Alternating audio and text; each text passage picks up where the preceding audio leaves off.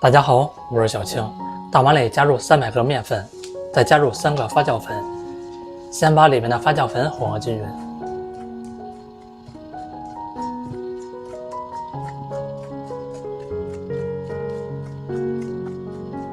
再加入1个鸡蛋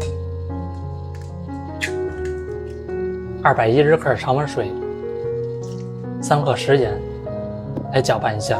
我每天都会分享一道家常美食，感謝您點個讚及訂閱支持一下，非常感謝。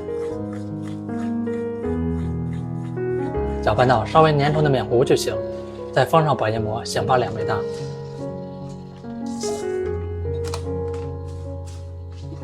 現在已經醒發好了，裡面都是蜂窩組織。多準備一點小蔥，切成蔥花，多放一點小蔥更好吃。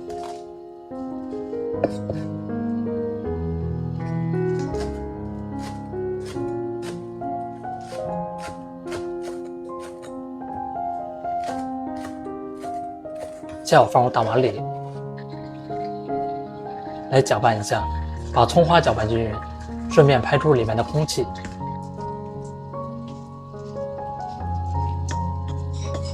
平底鍋裡倒入一點食用油，雙手戴上手套，再噴一層食用油，這樣在做的時候就被粘手了。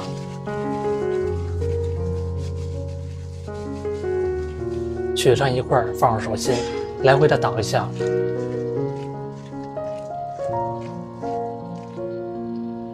團圓放入鍋裡面，再整理成一個圓餅。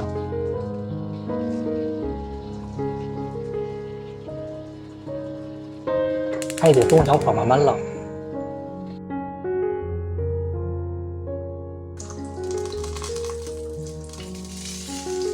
一面烙到定型，再翻一個面繼續烙。在烙的過程中分翻面。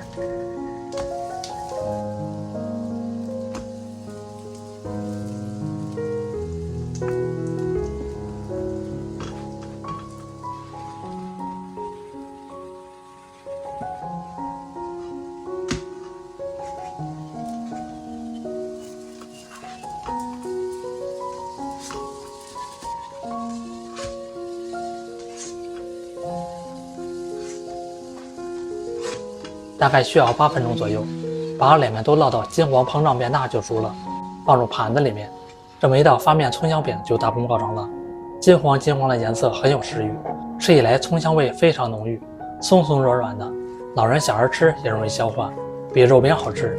做法簡單零基礎，喜歡吃就趕快收藏起來試吧。感謝您的訂閱支持，我們下期食譜再見。